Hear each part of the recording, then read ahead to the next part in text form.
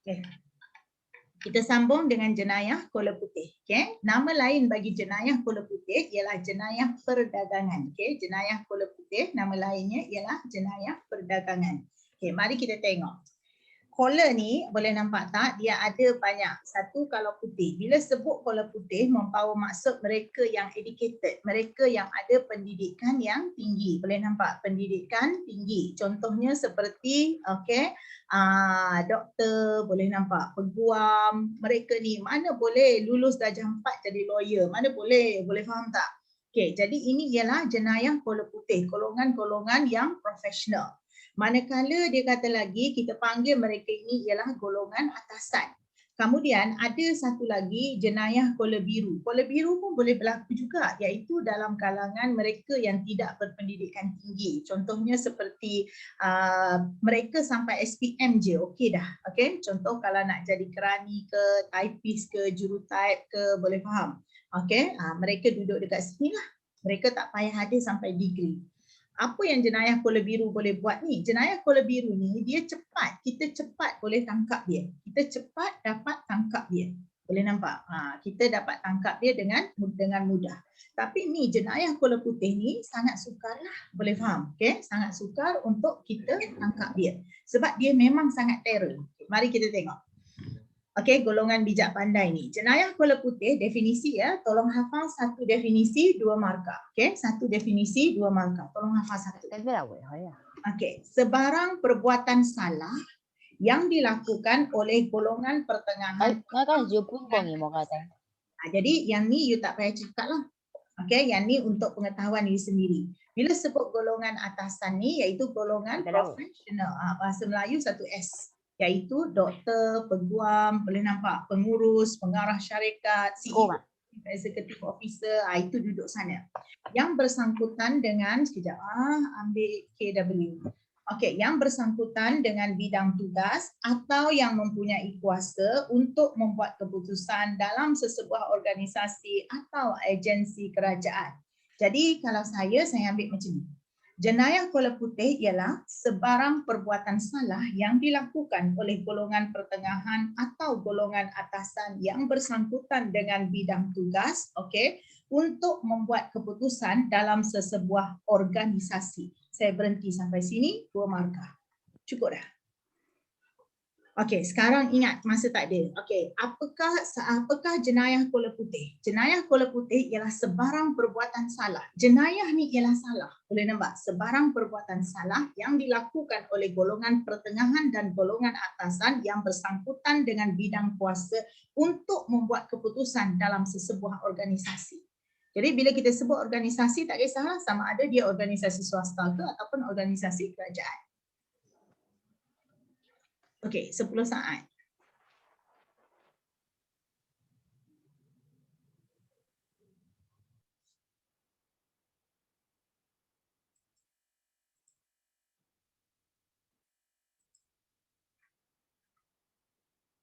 Okey, apakah jenayah kola putih? Jenayah kola putih ialah jenayah iaitu perbuatan salah laku oleh golongan pertengahan atau atasan yang bersangkutan dengan bidang tugas untuk membuat keputusan. Buat keputusan dalam organisasi. Dalam sesebuah organisasi.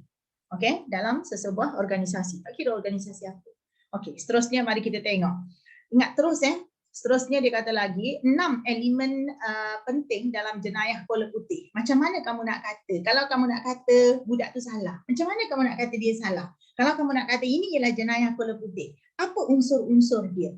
Okey, elemen ialah unsur dia. Okey, apa unsur-unsur dalam jenayah kola putih? 1.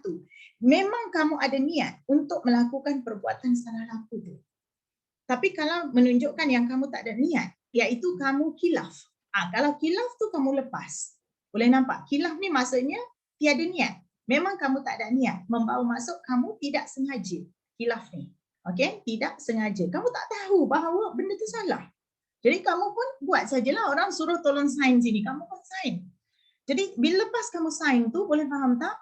Kamu memang betul-betul nak cepat pada waktu itu. Sekejap, ambil polisi. Okey, seterusnya apa berlaku ialah yang tu okey. Kalau dapat dibuktikan di mahkamah berlaku kekhilafan, okey, kamu selamat. Satu, memang melibatkan niat. Tapi kalau dah kamu cakap macam ni, kamu kata, saya boleh luluskan projek tu. You macam ni lah, anak saya tu nak belajar dekat London. Boleh tak you sponsor? Kalau you boleh sponsor, okay, orang tu siap rakam lagi. Hari ini ada banyak alat-alat yang boleh rakam. Handphone pun bukan susah sangat. Okay, you tekan je mode record. You letak dalam handbag you ataupun dalam purse you ke dalam bag you, okay, kemudian you record, you rakam. Okay, percakapan orang tu. Kalau you boleh sponsor anak saya belajar ke luar negara, okay, saya boleh luluskan projek ni. Jelas. Okey, tiada apa-apa keraguan yang munasabah. Maka memang kena. Itu jenayah kola putih. Dia melibatkan niat. Niat ni kalau ikutkan perkataan sebenar, maksud niat ni ialah lintasan dalam hati. Lintasan dalam hati. Okey, dalam hati kamu tu, dalam sanubari kamu yang paling dalam. Kamu nampak je orang susah, kamu cakap, saya nak tolong dia. Dalam hati kamu cakap. Melibatkan tindakan yang penuh dengan tipu muslihat. Tapi macam ni lah, kalau you nak sponsor anak saya tu, you jangan bagi duit cash kat saya, okay? You buat macam ni, you ada bagi beasiswa tak? You ada bagi beasiswa tak? Ya, ada Datuk. Saya boleh, syarikat kami ada bagi beasiswa.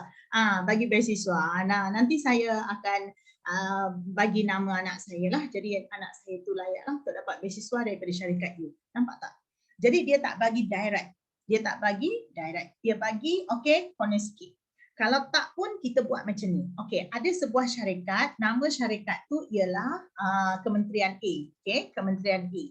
Lalu Kementerian A ni, boleh faham tak, mahu buat satu projek. Okay, nama projek tu ialah projek B. Nama projek ialah projek B. Apa yang berlaku ialah, Kementerian A mahu buat ini projek B. Tetapi dia ada letak dekat sini satu badan.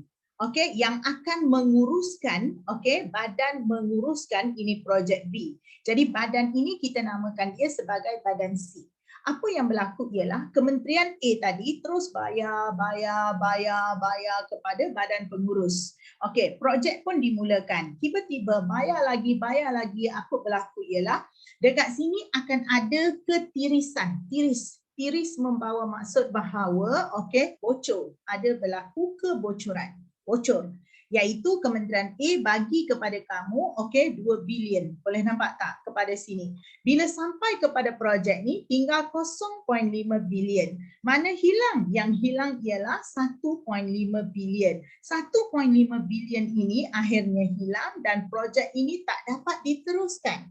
Bila tak dapat diteruskan, you tak boleh salahkan Kementerian A. Kementerian A dah pun bayar. Boleh faham tak?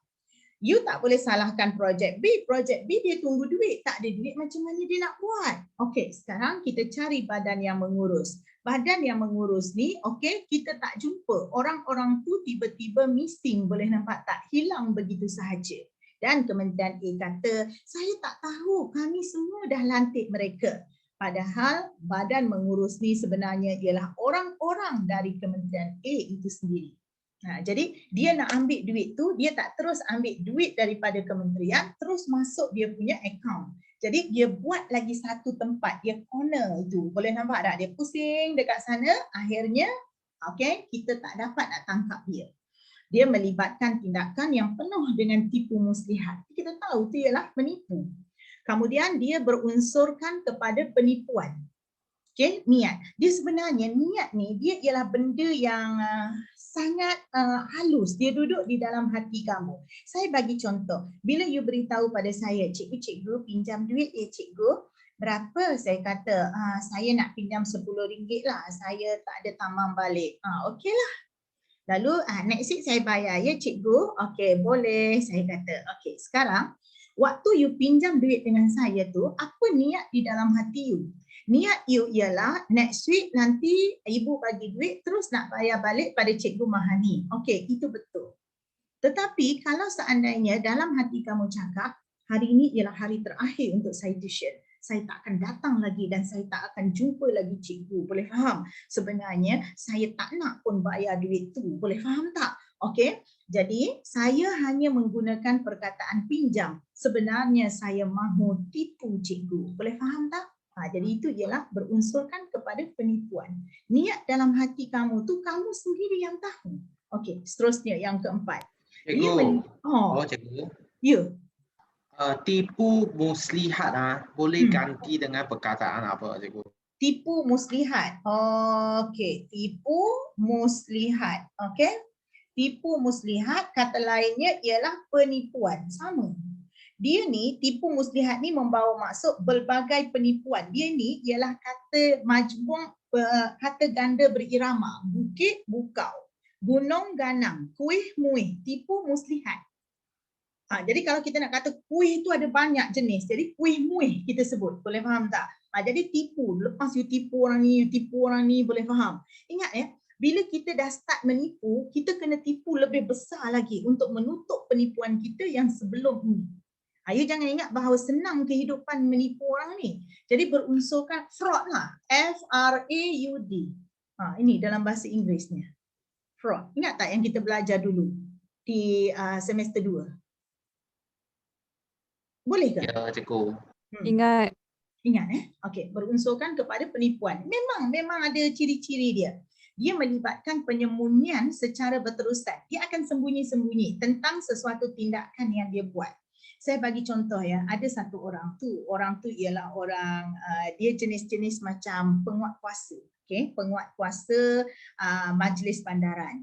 Jadi katakanlah macam kalau dekat KL, DBKL. Kalau dekat Ampang, Majlis Perbandaran, Ampang Jaya. Macam itulah contohnya. Jadi apa berlaku ialah, beliau ni ialah antara orang yang paling besar dekat dalam majlis penguatkuasaan ini. Jadi dia ni, kerja dia ialah penguatkuasa ni akan pergi ke pasar malam. Dulu-dulu pasar malam ni ada jual banyak VCD haram. Okey, VCD haram.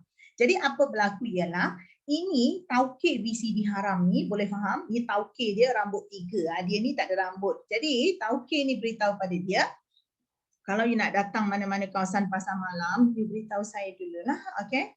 So dia kata, you boleh bayar berapa? Dia kata macam ni, saya apalah you minta lah. Kemudian dia kata dia minta kereta Honda sebuah, Honda Civic. Dia minta Honda Civic sebuah. Okay, boleh? Kemudian dia minta kondo sebuah. Boleh nampak tak? Kondo 1 unit. Alright, mari apa berlaku? Ini tauke, boleh nampak pandai, boleh faham. Dia beli ini Honda Civic brand new, boleh nampak. Tapi dia bukan baru-barunya, boleh nampak. Tapi dia bukan beli cash, boleh faham. Dia bayar monthly. Dia pandai, boleh nampak. Dia bayar monthly. Kemudian ini kondo, boleh nampak. Dia pun sewa, boleh nampak. Dia sewakan. So every month dia bayar ini sewa. Lalu setiap kali berlaku penguatkuasaan, kita akan tengok, katakanlah pasar malam di tempat A tu, okey, banyak VCD. Tiba-tiba minggu ni tak ada. Rupa-rupanya orang penguatkuasaan datang. Sampai semua orang fed up, boleh faham. Setiap kali mereka datang untuk ambush, mereka gagal, boleh faham. Lalu apa berlaku ialah, ditakdirkan Tuhan, ini guy, boleh nampak, dia ada second man. Second man ni, orang yang kedua dia, okey, katakan rambut 2. Dia beritahu, dia kata saya cuti ya, dia pergi overseas, dia cuti.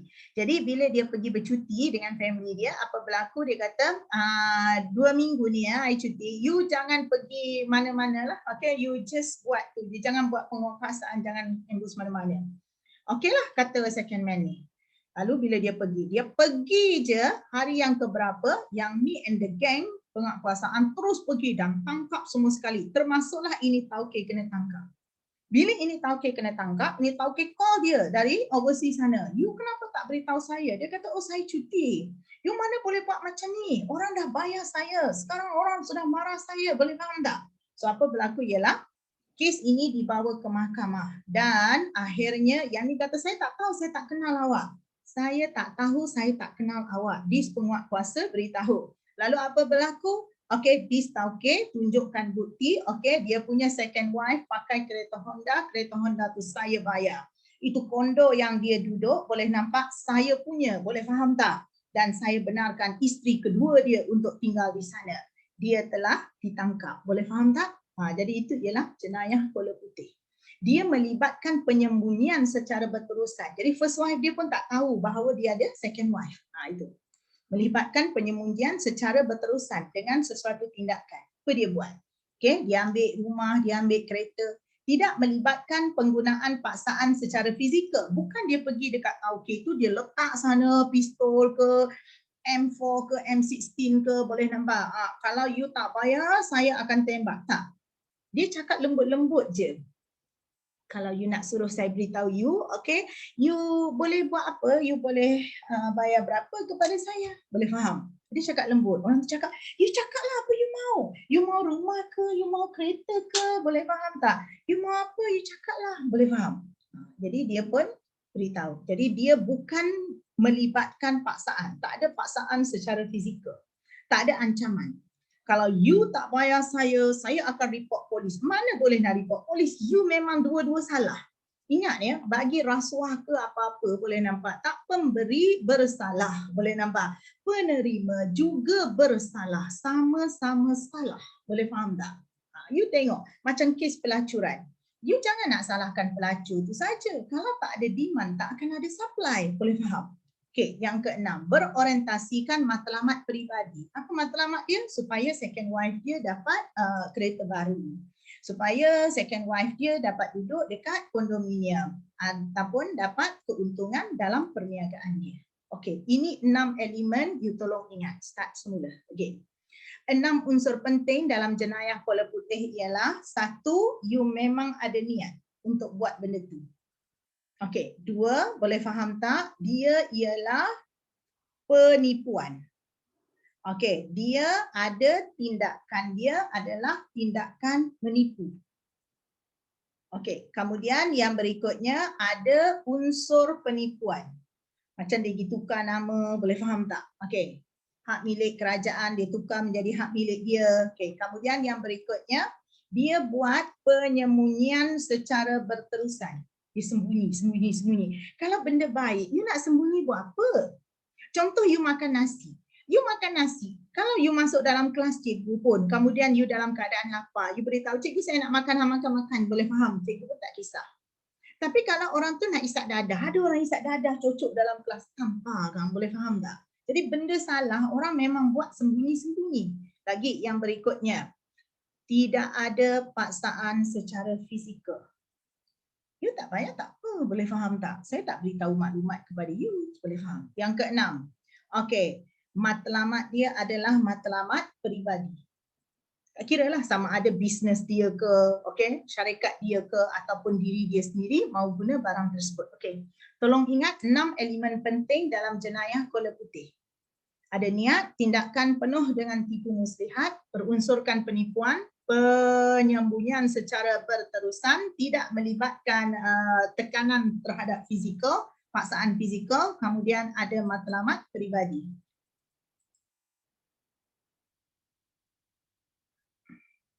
Start. 6 elemen yang mengatakan bahawa itu ialah jenayah kola putih. 1. Berunsurkan penipuan. Berunsurkan penipuan. 2. Tindakan tipu Niat. muslihat. Ada penuh dengan tipu muslihat. 3. Ada niat. Ada niat untuk Tidak melibatkan penggunaan paksaan. Tidak melibatkan paksaan secara fizikal. 4. Penyembunyian penyembunyian berterusan. secara berterusan. Penyembunyian secara berterusan. 5. Matlamat peribadi. Ada matlamat peribadi. 6.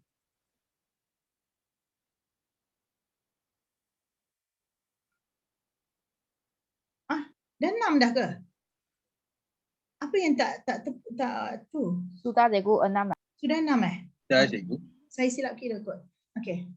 Jadi ingat dia memang ada niat nak buat kerja tu. Okay. Faktor-faktor yang mendorong berlakunya jenayah kola putih. Yang ni okey. Sebab apa? Sebab dia ialah common sense. Kamu boleh fikir je apa yang menyebabkan tiba-tiba okey buat jenayah kola putih. Ingat baik-baik. Satu hari you dah belajar sangat penat. Dari standard 1 you belajar sampai standard 6. Dari form 1 sampai upper 6. Penat kan? Kemudian you nanti buat BA lagi 3 tahun. You buat MA lagi. Mungkin ada yang ada rezeki boleh buat sampai PhD. Filosofi doktor. Boleh faham? Akhirnya you jadi apa? Saya tak tahulah you jadi apa. Kalau yang jadi lawyer lah. You jadi peguam yang baik. Boleh nampak tak? Okey. Kejap saya nak ambil anak-anak. Ada seorang tertinggal ni. Kejap. Mana budak ni? Ni Farah. Tak boleh ambil Farah. Kejap. Okey, boleh ambil. Okey, start lagi. Lalu apa berlaku? You dah belajar sangat penat. Kemudian you pun katakanlah menjadi peguam negara or whatsoever dengan gaji you bukan sikit. Katakanlah income you sebulan ialah 15,000 per month, boleh faham tak? Dah banyak dah ni. Tiba-tiba orang offer kepada you, okay, RM 2 juta. Biji mata you pun boleh faham tak? Lalu apa berlaku? You ambil, boleh nampak tak? You ambil sebab you nak kaya dalam masa yang singkat. Boleh faham tak? Lalu apa berlaku? 2 juta. Kalau tak kena tangkap, mungkinlah. Itu antara you dengan Tuhan. Tetapi kalau kena tangkap, saya beritahu pada kamu ya, sia-sia ni, ni cikgu tolong padam ni, sia-sia ni semua, sia-sia ni semua sia-sia. Duit ni pun sia-sia, you pun tak dapat. Boleh faham? Maruah diri you, maruah keluarga you, maruah anak-anak you. Kalau anak-anak you dah besar, malu ada ibu bapa yang macam ni. You jangan buat, boleh faham tak? Jadi cikgu ajar sampai you ingat. Bila-bila nanti you jadi orang baik bagus-bagus, you jangan buat. Apa yang mendorong seseorang itu melakukan jenayah kola putih? Satu, dia kata faktor pengurusan. Kita salahkan pengurusan. Kedua, kita salahkan individu. Ketiga, kita salahkan environment, persekitaran. Keempat, kita salahkan nepotisme. Nepotism iaitu kalau maksud yang sebenarnya iaitu kalau dalam orang Cina iaitu melebihkan anak-anak lelaki. Tapi sebenarnya maksud dia ialah pilih kasih, nepotisme. Okey, kalau dia tanya apakah sebab-sebab yang menyebabkan seseorang itu buat jenayah kola putih? Jadi jenayah kola putih. Okey, jenayah kola putih dia kata ada 4 sebab. Sebab satu, masalah pengurusan. Apa kena dengan pengurusan ni? Pengurusan tu dia kata dalaman tadi iaitu aspek kepimpinan, penyeliaan itu semua boleh nampak lemah. Dari pihak atasan tu sendiri dah lemah. Dia biasanya kalau kepala dia tu menipu, boleh nampak semua sekali. Boleh nampak bahu menipu, perut menipu, kaki menipu. Contoh pengarah atasan immigration ambil rasuah. Penolong dia pun ambil, officer dia ambil, sampai cleaner dia pun ada. Hari tu masuk dalam TV, sampai cleaner dia ada cash money dalam savings account 200,000. Bila cek tanya mana dapat duit ni, itu semua ialah duit rasuah. Boleh faham? Jadi jangan sampai jadi macam tu. Satu, pengurusan dia kata lemah. Okey. Lagi pengurusan longgar. Tak kisah. Biasanya ada satu budaya dia nama dia macam ni. Kalau dalam bahasa Cantonese kau tim, boleh faham. Macam mana you nak masuk Malaysia? You dari mana? You dari Myanmar. You tak ada apa, pasport semua tak ada. Tak apa, saya boleh kau tim. Okay, you bayar je 15,000. Kau tim, boleh faham? Itu longgar. Okay, jadi tidak telus. Telus ialah transparency. Orang luar tak boleh tahu, boleh faham. Saya cop-cop, you boleh masuk. Jangan bimbang, saya okey je. Kemudian penurunan kuasa, iaitu kita bagi autoriti. Autoriti disebarkan. Okay? Autoriti disebarkan dengan begitu mudah. Ingat ya, kalau sebagai seorang bos, sebagai seorang ketua, you kena fikir.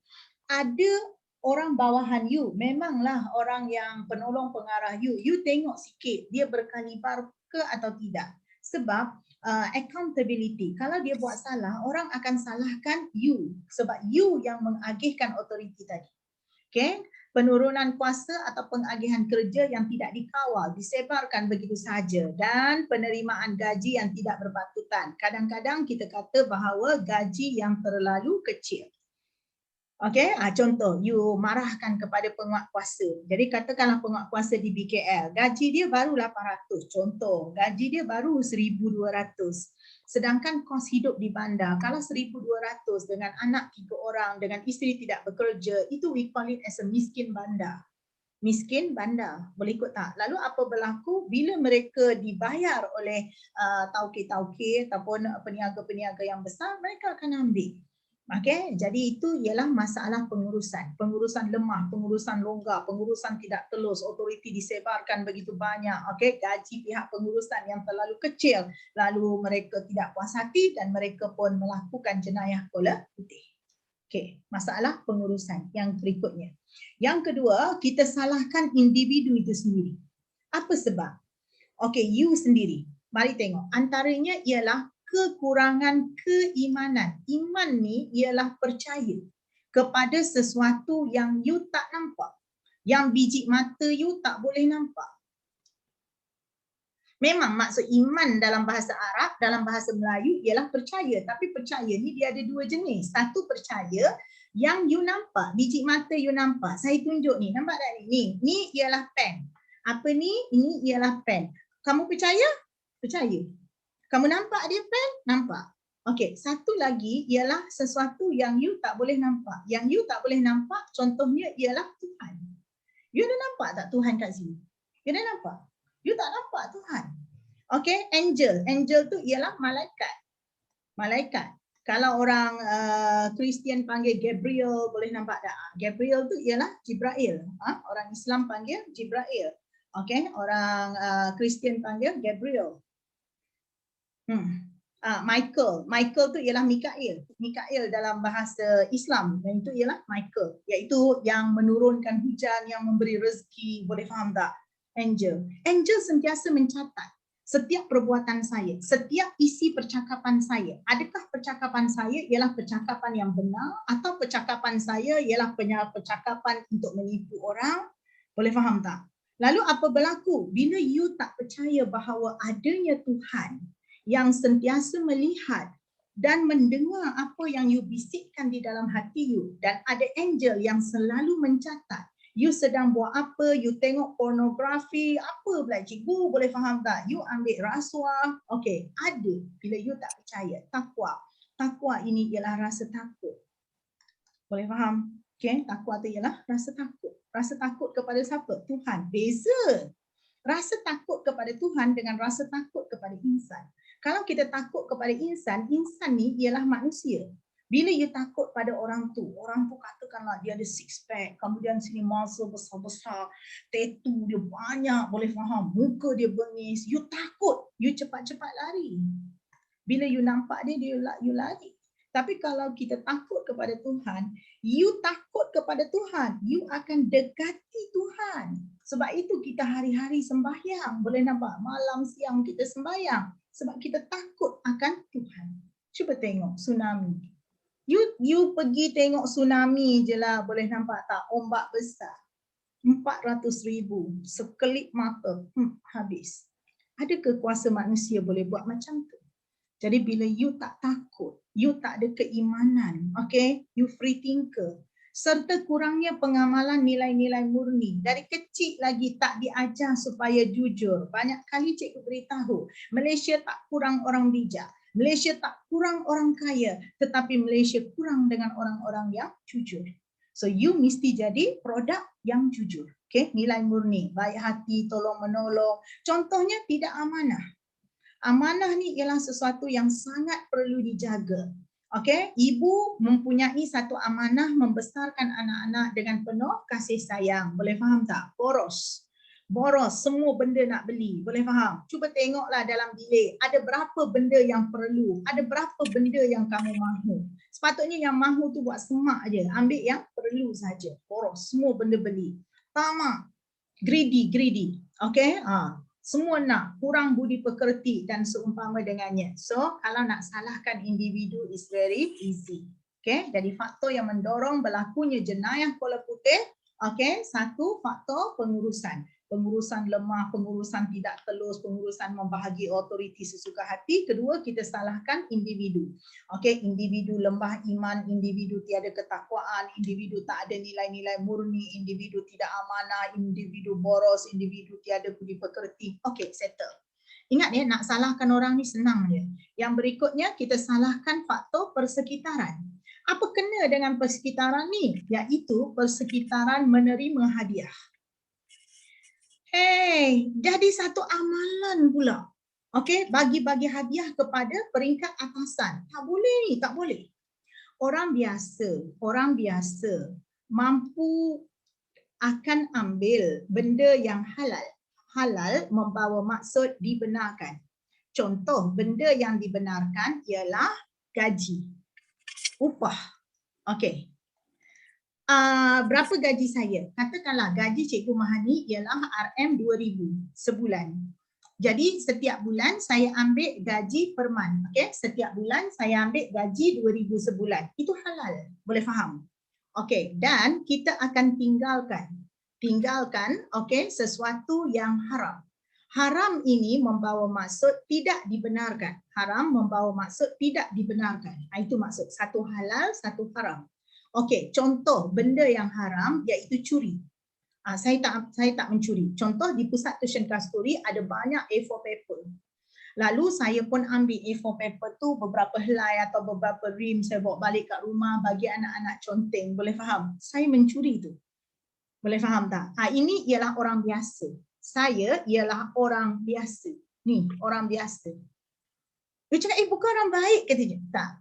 Orang biasa je. Sebab nilai moral mengatakan bahawa orang biasa ni, you ambil benda yang hak you saja. Benda yang bukan hak you, you jangan ambil. Tetapi ada yang kedua, yang saya nak you tahu, ada orang baik. Orang baik ialah dia hanya ambil benda yang halal. Tadi saya dah ajar you benda yang halal tadi apa? Hak you. Dan dia akan tinggalkan dua benda. Satu ialah yang haram atas tadi. Dan satu lagi benda yang dipanggil sebagai subhah. What is subhah? Subhah ialah dia ialah benda yang duduk di antara halal dan haram. Halal dan haram. You nampak dia macam okey tapi sebenarnya dia tak okey. Contoh, hadiah kepada ketua. Kenapa you bagi hadiah kepada saya? Sebab you tahu kan, saya yang boleh naikkan gaji you. Boleh faham tak? Jadi, you kipas saya. You tolong kipas saya. Saya pengetua ni dekat sekolah, boleh faham?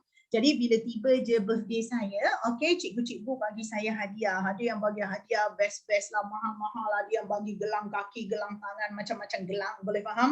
Okay, ada bagi rantai basikal. Boleh faham tak? Okay, jadi ini adalah subhah.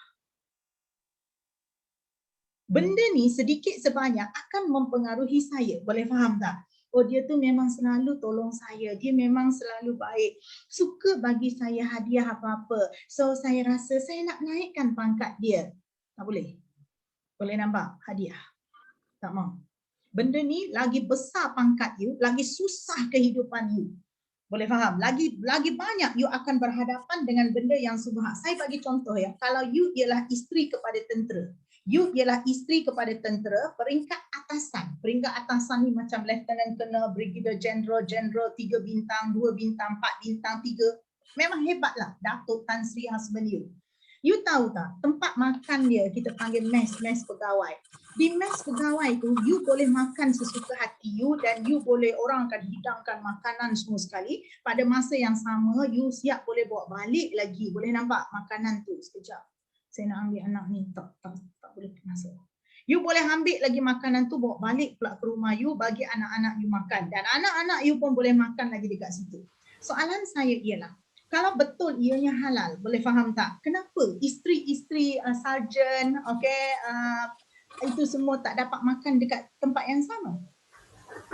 Kenapa you dapat? Okey, jadi yang you makan tu ialah sesuatu benda yang subhah. Jangan ambil. Okay. Jadi ini ialah satu budaya yang tak baik bagi setengah masyarakat. Persaingan untuk hidup mewah. Jadi faktor persekitaran. You kaya, saya pun nak kaya juga. Boleh faham? You ada kereta. Kereta apa? Kereta Lamborghini. Saya baru pakai Myvi. Alamak. Kereta tu apa? Okay, cikgu cakap banyak kali kereta tu apa. Kereta tu cuma besi lah. Kemudian ada sedikit leather, ada sedikit kulit. Okay, kemudian ada cat. Apanya yang nak dibanggakan? Boleh faham? Apanya yang nak dibanggakan? You duduk rumah banglo. Banyak kali lagi cikgu cakap, rumah banglo you ada berapa bilik? 18 buah bilik. Ada ke you tidur bilik satu ni, sekejap lagi lepas 20 minit you pindah bilik 2, lepas 20 minit you pindah bilik 3. Aku tampar kang, boleh faham tak? You hanya perlu berapa bilik? Rumah you hanya perlu 3 bilik. Untuk you satu anak perempuan dan kemudian anak lelaki. Enough lah, boleh ikut? Okey, jadi ini ialah yang menyebabkan berlakunya jenayah kola putih. Kita salahkan faktor persekitaran.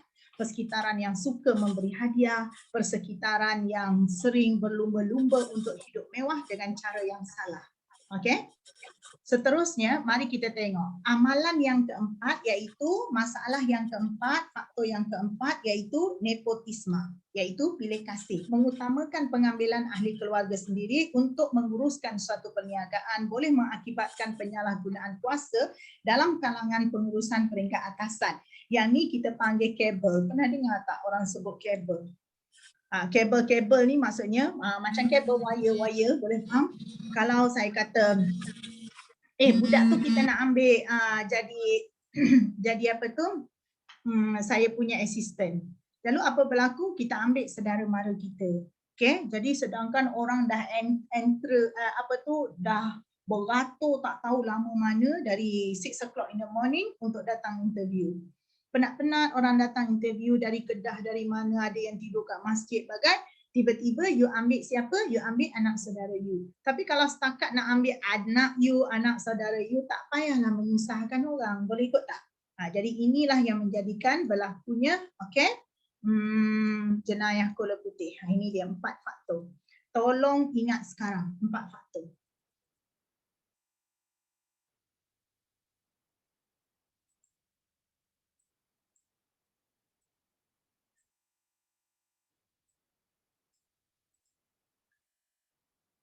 Okey, faktor-faktor yang menyebabkan berlakunya jenayah kola putih ada 4. Terbagi pada 4. 1, faktor pengurusan. Faktor pengurusan. 2, faktor Individu. Persekitaran. individu. Last one? Amalan nepotisme. Amalan nepotisme. Nepotisme. Okay, nepotisme. Okey, 4 tu. Boleh hurai tak dengan baik? 6 markah boleh hurai? Boleh. Okey, good. Seterusnya. Jenis-jenis rasuah kola putih. Rasuah pula. Jenis-jenis jenayah kola putih. Okey, 1, rasuah. Okey, tengok sana. 2, penyelewengan. Okey, rasuah ni terus ambil duit macam ni. Penyelewengan ni dia seleweng. Okey, seleweng ni dia pusing sikit je. Jadi itu sebab kalau penyelewengan dia tak begitu teruk, dia punya hukuman dia tak begitu teruk, penyelewengan. Okey, kena ingat 1, rasuah, 2, penyelewengan, 3, pecah amanah. Okay, criminal breach of trust, pecah amanah jenayah. Okay, 3, pecah amanah. Okay, kemudian yang keempat dia kata lagi konflik kepentingan. Apa ni konflik kepentingan? Adakah penyalahgunaan kuasa? Yang kelima, penyalahgunaan kuasa. Jadi ada berapa semua? Jenis-jenis jenayah kola putih yang kita nak belajar ada berapa? 5. Okay, you kena ingat 5 ni. Kalau dia suruh hurai, you hurai. Kalau dia suruh hurai rasuah, you jangan pergi cerita pula berkenaan dengan penyelewengan. Jangan, 1 je. Jadi jenis-jenis jenayah kola putih ada 5. Ingat ada 5. Okay, rasuah dulu first. Mari kita tengok. Rasuah. Apakah yang dimaksudkan dengan rasuah? Okay. Rasuah bermaksud yang pertama menerima atau memberi suapan. Yang ni. Dan ini ialah definisi dalam perundangan, tentu sahaja dia susah sikit lah dan you kena ingat lah, boleh faham. Rasuah bermaksud menerima atau memberi suapan. Suapan ni ialah rasuah lah. Tapi jangan tukar suap. Simpulan bahasa Melayu. Dia tu makan suap tau. Okay? Dia tu ialah orang yang ambil rasuah. Makan suap ialah orang yang ambil rasuah. Rasuah tu juga dipanggil sebagai duit kopi. Juga dipanggil sebagai duit kopi. Okey, juga dipanggil sebagai wang di bawah meja. Money under table. Boleh faham? Itu semua benda dia. Okey. Atau dorongan untuk seseorang individu melakukan sesuatu atau tidak melakukan sesuatu. Contoh, you beritahu saya bayar you. Boleh faham tak? 1, rasuah. Iaitu kita suruh dia beritahu kita. Okey, 2, you jangan saman saya. Saya bagi you 500. Boleh? Boleh. Boleh faham. Jadi You offer, you yang beri suapan pun perasuah. Orang yang menerima suapan juga perasuah. Boleh nampak? Rasuah. Menerima Cikgu. atau ya.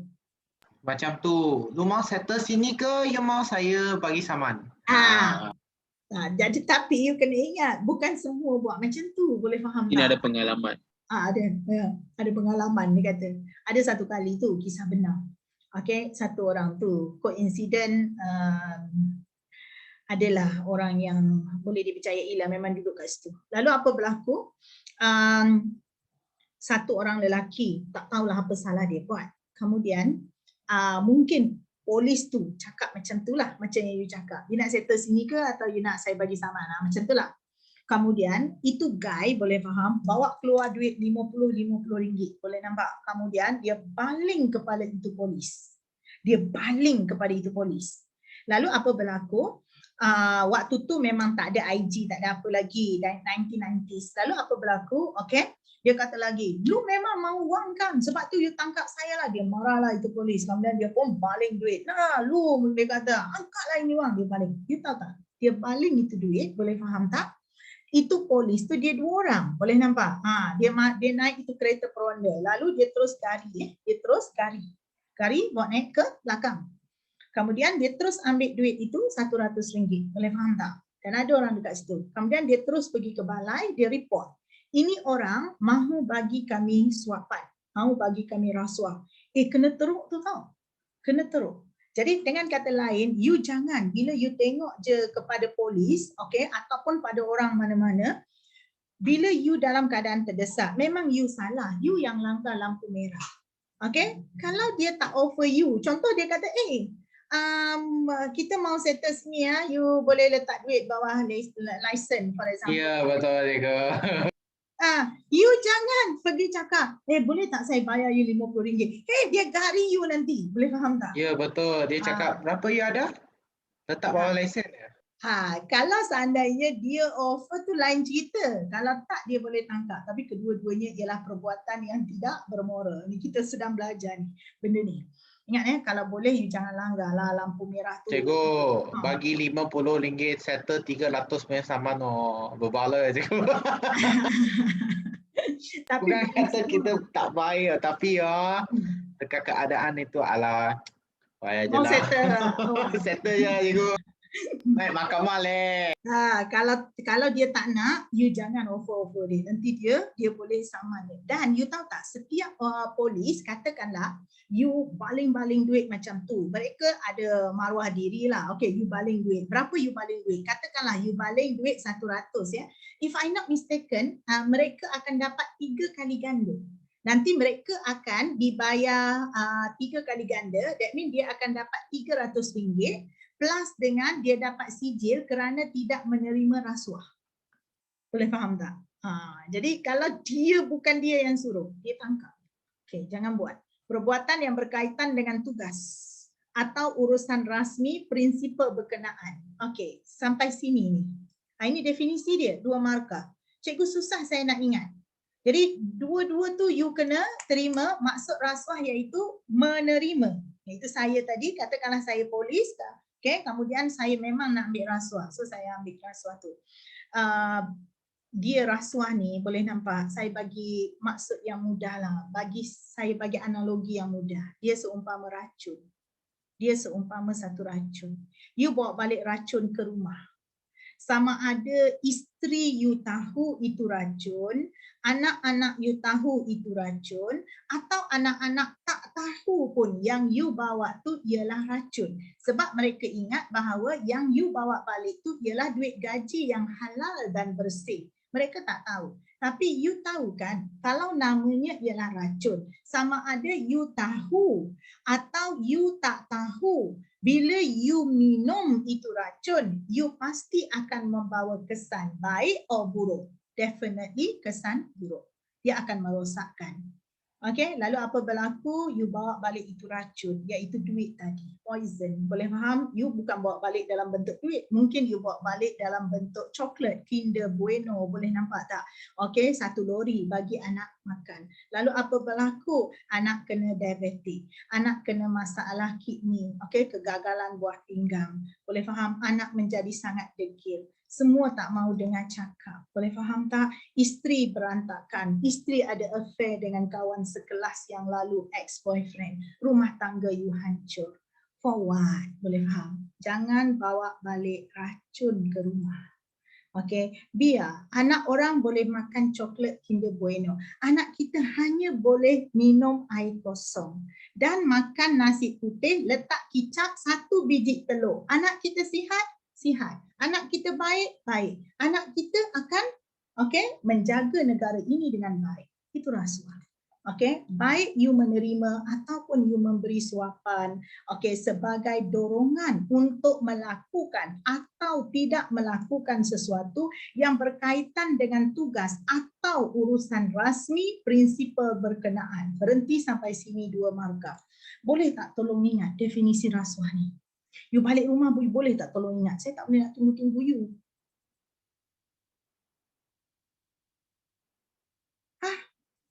Boleh dah sudah.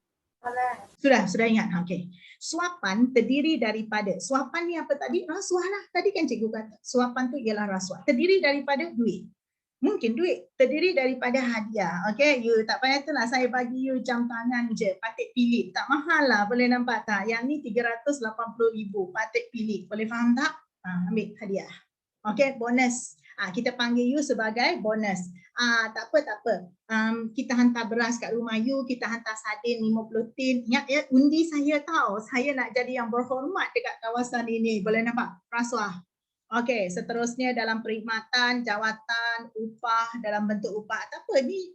Jangan anggap ni rasuah lah. Ini upah you sebab you penat berdiri tengah panas. Okey, jadi you tak payah saman saya upah you lah. Okey, ni bukan rasuah, ni upah. Saya ikhlas ni, penumbuk ni. Boleh faham tak? Diskaun dan seumpama dengannya. Boleh faham? Itu rasuah. Apa yang dimaksudkan dengan suapan, you sendiri tahulah apa niat you. Kalau seandainya tak ada apa-apa hal, ada tak you nak bagi kepada polis tu RM50? Takkan, boleh faham tak? Antaranya meminta dan menerima rasuah. Jadi dia meminta rasuah, you bayar, ataupun dia ambil rasuah, ataupun kamu yang memberi suapan mengemukakan tuntutan palsu. Dan salah guna. Ni salah guna kuasa. Tuntutan palsu tu pun sama. You menuntut sesuatu yang bukan hak you. Mengikut Akta Suruhanjaya Pencegahan Rasuah Malaysia 2009. Secara umumnya, rasuah berkaitan dengan penyalahgunaan kuasa yang dimiliki melalui pemegangan suatu jawatan atau sesuatu amanah. Jadi, polis diamanahkan untuk menjaga keamanan negara. Tentera juga demikian. Boleh nampak tak? Jadi jaga amanah tersebut dengan baik. Yang terbaru ni dapat berapa? 16 juta something. Tentera dapat 16 juta something. Rasanya baru-baru ni, semalam ke? Iaitu syabu. Metapetamin dadah. Boleh nampak tak? Dekat sempadan Thailand, Malaysia. Sempadan Thailand, Malaysia. Dia biasanya orang Thailand tu akan letak dekat tepi sungai ni.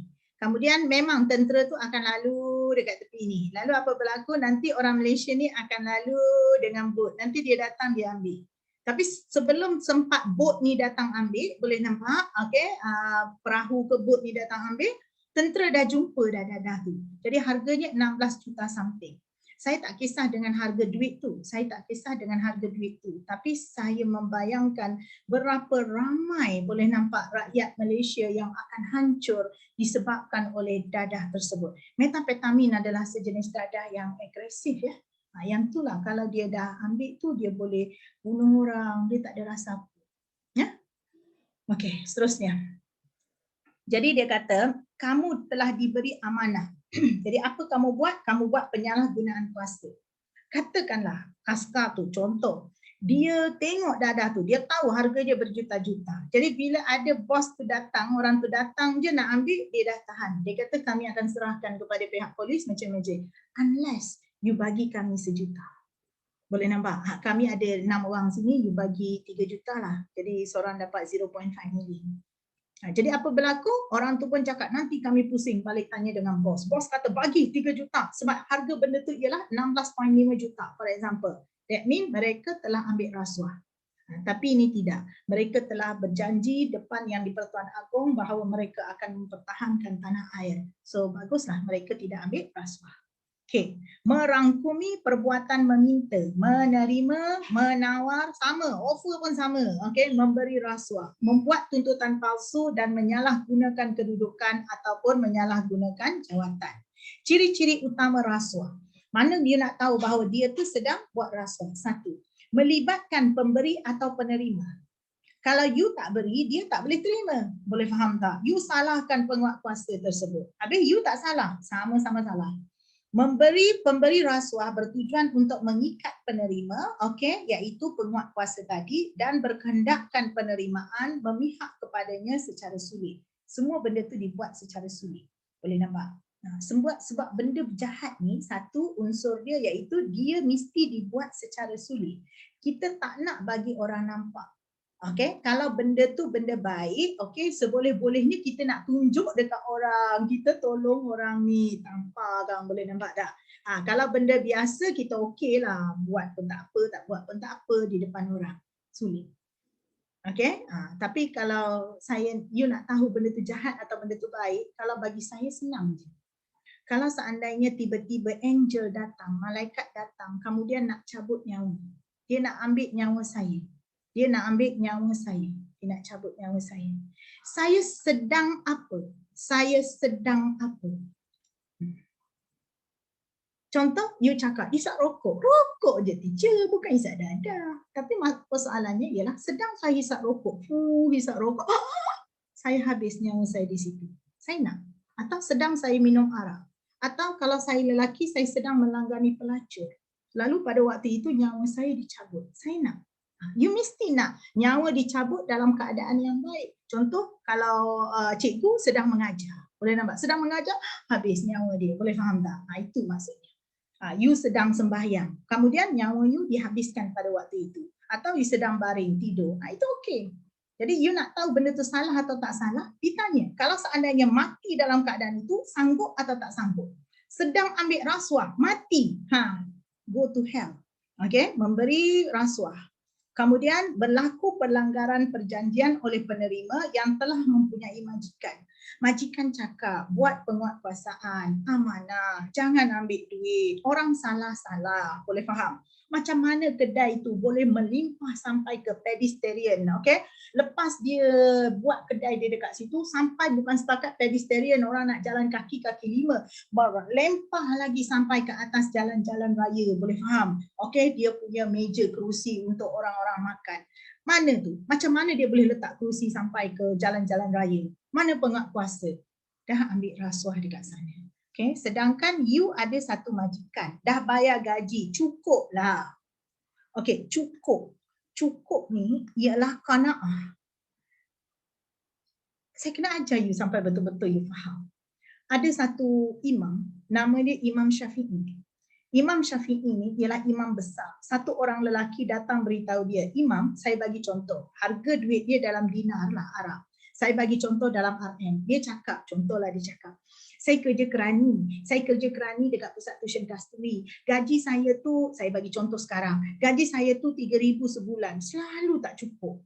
3,000 sebulan, 3K per month, selalu tak cukup. Imam Syafi'i pun tengok kemudian Imam Syafi'i cakap, dia kata berikan kepada saya satu cadangan, okey, wahai imam, dia kata imam ni lah ketua sembahyang. Lalu Imam Syafi'i cakap, okey, you pergi jumpa bos you, pergi jumpa bos CEO, okey.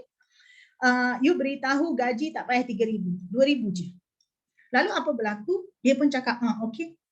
Kalau kita akan cakap, 3,000 tak cukup, 2,000 mana lagi lah cukup, lagi lah tak cukup.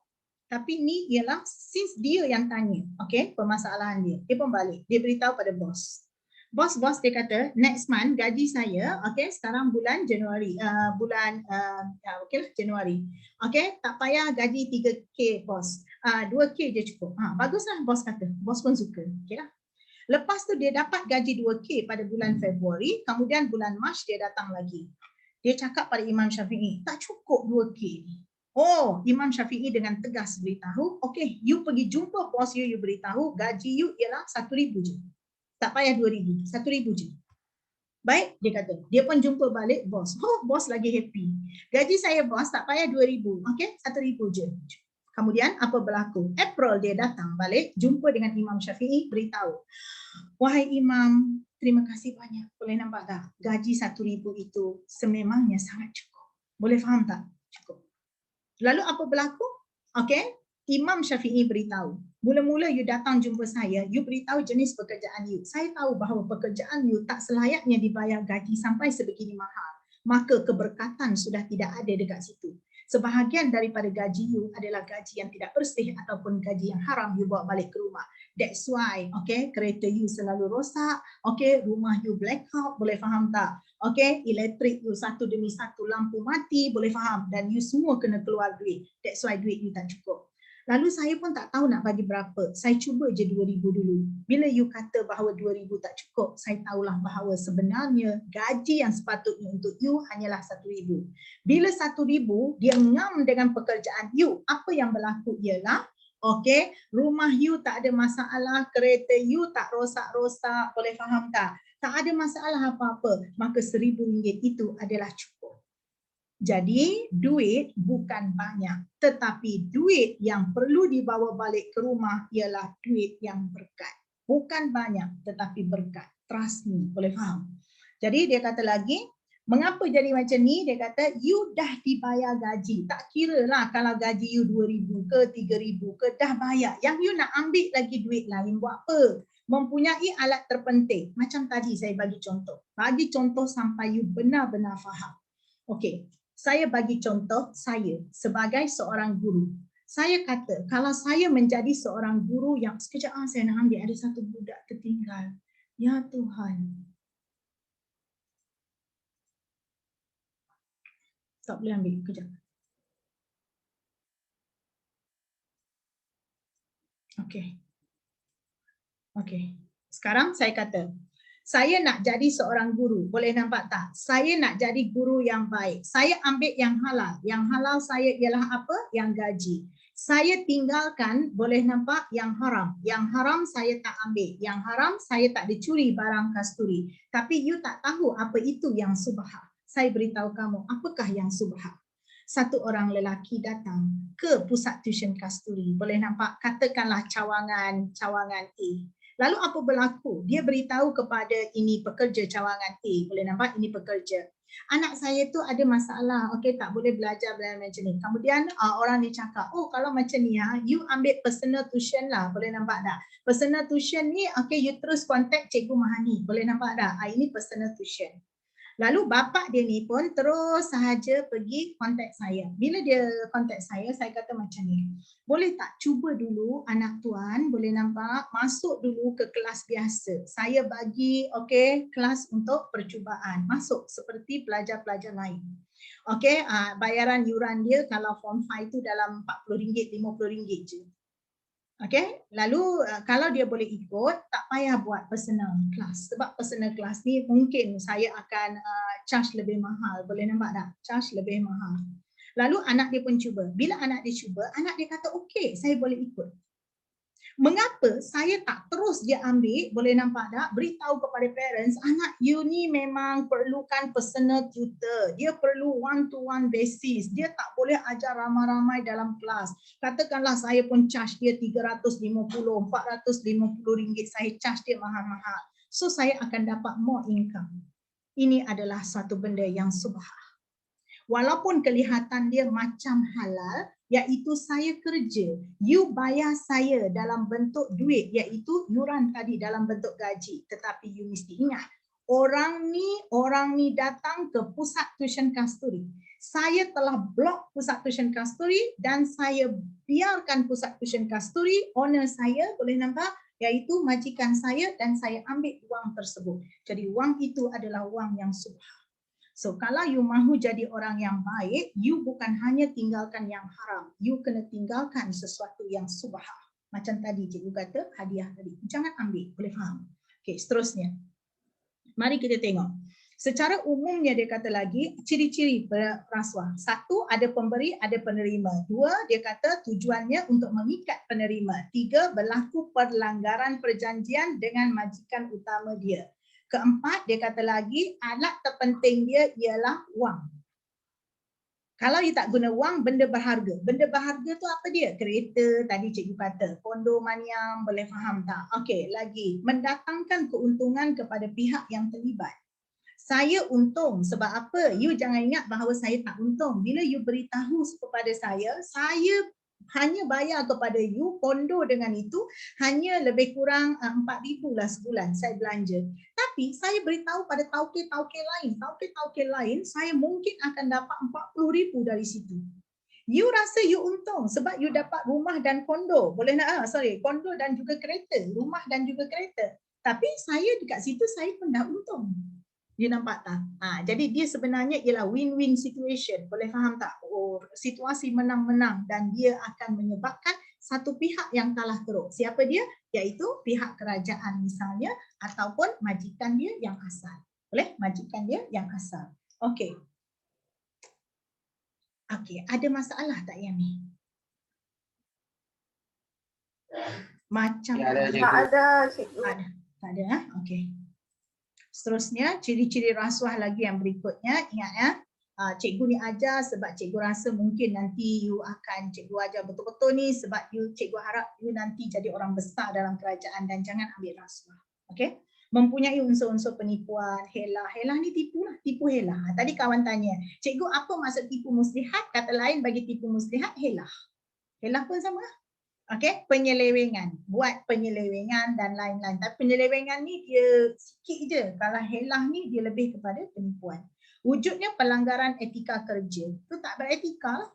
Kerja saya ialah mengajar di dalam kelas. Boleh faham? Orang tu susah-susah datang ke kasturi. Boleh nampak? Kasturi susah-susah edar leaflet. Boleh nampak? Tiba-tiba saya pula ambil orang tu iaitu saya sekat customer kasturi. Boleh ikut? Jadi jangan buat macam tu. Okey, jangan ambil keuntungan di atas keruntuhan orang lain. Terdapat 4 jenis kesalahan rasuah yang utama. Ada 4 jenis pula kesalahan rasuah. Menurut Akta Suruhanjaya Pencegahan Rasuah 2009, 1.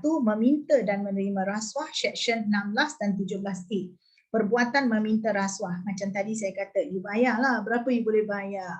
Itulah senyum-senyum dekat sana. Tapi hati tu, atau menerima suapan daripada orang tertentu sebagai balasan untuk melakukan satu perkara berkaitan dengan tugas rasmi. Saya boleh tak saman. Contohnya seorang kerani Jabatan Keuangan menerima RM500 sebagai upah untuk mempercepatkan bayaran tuntutan kontraktor. Jadi kontraktor ni selalu dia siap fasa 1, fasa 2, berapa persen, maka pihak kementerian akan bayarlah. Kerani ni terhege-hege nak submit tu borang. Tapi kontraktor tu cakap, you hantar cepat sikit lah, boleh faham tak? I give you 400, boleh nampak? Lalu apa berlaku? Dia pun ambil, menjalankan kerja-kerja ubah suai pejabat. Jadi kontraktor tu dah buat ubah suai pejabat dan kontraktor tu minta bayaran. Sekarang you submit borang tu hantar kepada atasan you lambat. Kalau nak cepat bolehlah you kata minta 500. Jadi kerani itu sendiri meminta rasuah 500. Okey, 2 memberi suapan. Jenis kesalahan. 1 meminta. Okey, meminta tu maksudnya dia terima. Kedua dia memberi suapan. Okey, mari sini tengok. Ni pemberi yang tukang bagi pula. Memberi suapan 17B. Pembuatan menawar. Kalau you boleh bagi cepat, okey, saya bagi you 500 kepada pegawai tertentu sebagai balasan untuk melakukan suatu perkara berkaitan dengan tugas rasmi pegawai itu. Contohnya seorang pengurus kelab malam, night club, menawarkan atau memberi wang kepada pegawai penguatkuasa PBT. PBT ni penguatkuasa tempatan. Kalau Ampang Jaya, MPAJ tadi cikgu kata, supaya mereka tidak mengambil tindakan terhadapnya kerana melanggar syarat-syarat perniagaan yang ditetapkan oleh PBT. Jadi katakanlah PBT dekat kawasan KL, iaitu DBKL, hanya membenarkan night club. Night club hanya boleh beroperasi sampai pukul 12.30 malam. Okey, 12.30 malam. Tengah malam. Tapi 12.30 malam tu orang baru sampai lah, baru nak minum, enjoy, boleh nampak.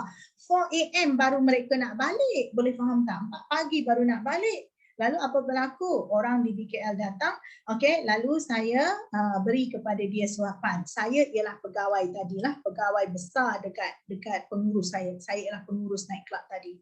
Saya kata jangan macam ni lah bos. Oh, kami sedang buat bisnes. Dia pun cakap, bolehlah, okey, you bayar saya berapa-berapa. Ini ialah memberi suapan.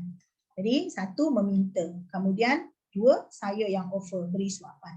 Kemudian mengemukakan tuntutan palsu section 18. Ingat ya, ada 16, 17A, 16, 17A sama sekali, 17B satu lagi iaitu memberi. Yang ini menerima, yang ini memberi. Kemudian 18 tuntutan palsu. Okey. Nanti 23 pula. Perbuatan mengemukakan dokumen tuntutan untuk bayaran walaupun tugas itu tidak dilaksanakan. Dia beritahu dia dah buat ni, dia buat ni, yang dia tak buat pun dia kata dia buat sebab dia nak claim banyak. Contohnya, seorang pegawai syarikat swasta telah mengemukakan tuntutan allowance perjalanan daripada majikannya. Tuntutan tersebut menyatakan beliau melaksanakan tugasan rasmi di Johor. Sedangkan pada tarikh tersebut, beliau tidak ada di tempat berkenaan. Tuntutan itu adalah bagi mendapatkan keuntungan peribadi dengan niat untuk memperdayakan. Memperdayakan itu ialah menipu. Juga menipu. Memperdayakan, menipu majikannya. Dan dia juga salah. Dia macam dulu-dululah saya tahu, boleh nampak pegawai-pegawai kerajaan ni Comel, okey, dia ada kereta.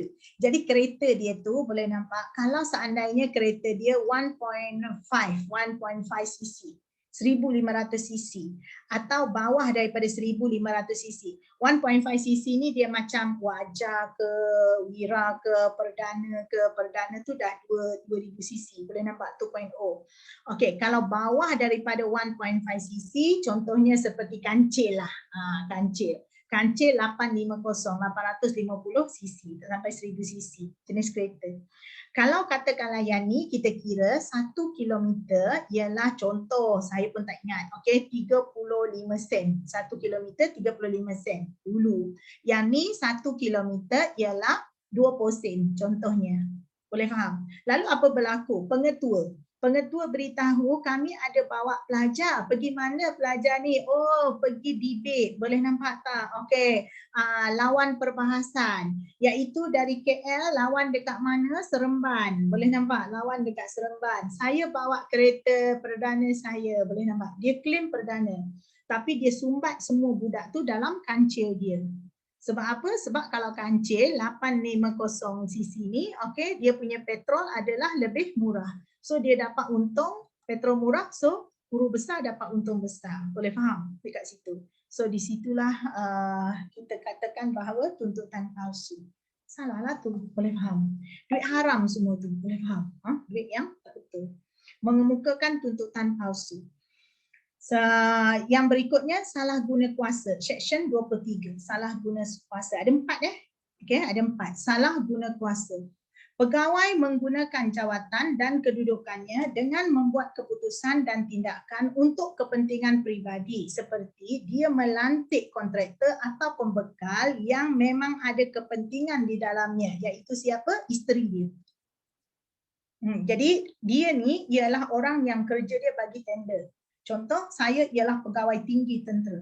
Boleh faham? Saya suami lah pegawai tinggi tentera. Lalu apa berlaku iaitu saya ni bahagian pilih-pilih mana kontraktor. Saya panggil isteri saya buka sebuah syarikat kontraktor. Lalu apa berlaku? Semua projek saya bagi pada isteri saya. Nanti isteri saya akan jual projek tu kepada orang lain. Maksudnya kalau projek tu harga dia 2 juta, okey, isteri saya akan bagi kepada orang tu 1.5 juta. Senang-senang je isteri saya akan dapat 500,000 daripada setiap satu projek. Bayangkan kalau projek ada beratus-ratus. Boleh faham tak? Jadi you tengoklah dekat situ. Jadi ini ialah salah guna kuasa. Contohnya dalam satu mesyuarat tender, pegawai mesyuarat selaku yang YDP, pihak berkuasa tempatan, okey, yang dipertua. Ini ialah yang dipertua, pihak berkuasa tempatan telah menggunakan jawatan beliau dengan meluluskan dan memberi projek pembinaan rumah kos rendah dekat jawatan tempat dia tadi kepada syarikat DES Sendirian Berhad yang dimiliki oleh isteri dia. Boleh faham? Jadi hari ini orang dah tahu dah benda ni. Memang boleh kena tahan ni semua sekali. Lalu apa berlaku? Dia pandai, dia tak letak nama isteri dia, anak dia, dia letak nama adik dia ataupun anak saudara dia yang memang kelihatan macam tak ada kena-mengena. So dia buat macam tak kenal je pada orang tu, but actually itu ialah saudara mara dia. Ingat ya, dalam keadaan yang sangat gelap sekalipun, boleh nampak, sampai dalam hati kamu yang kecil, Tuhan tahu, boleh nampak. Sebab itulah saya suruh you supaya beriman, boleh faham. Kalau you beriman, you tak akan buat macam ni. Okay? Buat apa benda macam ni? Hukuman terhadap kesalahan rasuah. Mari kita tengok apa hukuman. Sama ada you beri atau you terima atau you buat tuntutan palsu. Boleh faham tak? Atau you melakukan aktiviti iaitu tadi melantik kontraktor saudara mara kita, boleh nampak, iaitu kamu seleweng sikit. Hukuman terhadap kesalahan rasuah iaitu hukuman penjara dengan tempoh tidak kurang daripada 14 hari dan tidak lebih daripada 20 tahun. 20 tahun makan percuma. Boleh faham? Dalam sel besi. Denda tidak kurang daripada 5 kali ganda, atau nilai suapan tadi, maksudnya kalau you ambil berapa? You ambil 100,000. Kalau you didapati bersalah, tidak kurang daripada 5 kali ganda, you kena bayar 500,000. Nampak? You ambil berapa? 100,000. You kena bayar berapa? 5 kali ganda. Atau nilai suapan atau 10,000 mengikut mana-mana yang lebih tinggi. Okey, kalau katakanlah you hanya ambil RM50 ya. RM50 kalau 3 kali ganda baru 150. Kecil sangat, tak boleh. Kalau dia kurang daripada 10,000, minimum ialah 10,000. Jadi minimum ialah 10,000 sehingga, boleh nampak tak? Okey, 3 kali ganda. Tapi minimum ialah 10,000. Okey, minimum ialah 10,000. So dia kata lagi hukuman penjara untuk tempoh tidak kurang daripada 14 hari. Jadi ingat ya, hukuman 14 hari sehingga 20 tahun. Tengoklah, boleh faham tak? Denda minimum ialah RM10,000 atau 3 kali ganda nilai suapan mana-mana yang lebih tinggi. Mana-mana yang lebih tinggi. Okey. Saya siap berkenaan dengan rasuah je dulu. Boleh nampak tak? Saya siap dengan rasuah je dulu. Sekarang saya nak tanya. Okey. Rasuah sini, ada berapa jenis rasuah? 4. 4. 1. Meminta dan Menerima rasuah. 2. Memberi suapan. Memberi suapan. 3. Mengemukakan tuntutan palsu. Mengemukakan tuntutan palsu.